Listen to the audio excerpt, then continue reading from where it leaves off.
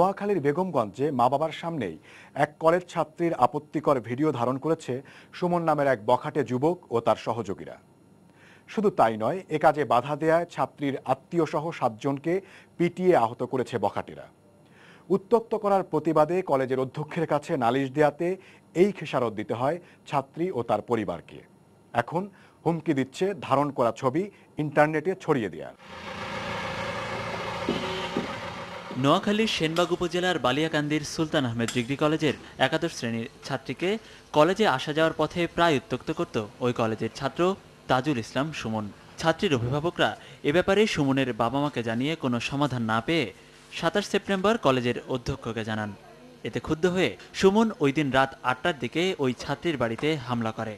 এর নিয়ে সালোয়ার কামিজ ছিঁড়ি হেতারা ভিডিও করছে, ছবি তুলছে, ছেলের ফোনে বস্তা করি হেতারা অস্ত্র আনছে, অস্ত্র নিয়ে আমরা ছেলেরা আটক করি রেখছি, হেতারা অস্ত্র দিয়ে আঙ্গর ছেলে তুলাঙ্গ ছেলে নিয়ে গেছে অস্ত্র দেখ। রাত্রে 8:30টার সময় ক্ষিপ্ত হয়ে প্রায় 50-60 জন অস্ত্রধারী ছেলে নিয়ে আমার মেয়েকে জোরপূর্বক ভাবে ঘর থেকে বাইর করে ভাগানে নিয়ে তার জামা কাপড় ছিঁড়িয়া তাকে বিবস্ত্র করে ধমক দিতেছে তারা এগুলা ইন্টারনেটে প্রচার করবে। নালিশের বিষয়টি স্বীকার করে কলেজের অধ্যক্ষ বলেন, ছাত্রীর পিতা অভিযোগ জানালে তিনি পরদিন লিখিত অভিযোগ দিতে বলেছিলেন।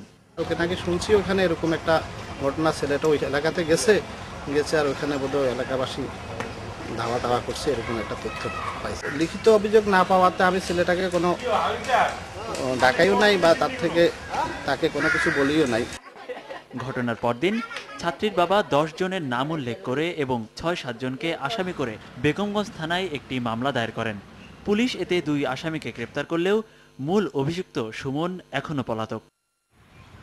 নোয়াখালী জেলা পুলিশ সুপার জানান, সুমন সহ বাকিদের গ্রেপ্তারের চেষ্টা চলছে।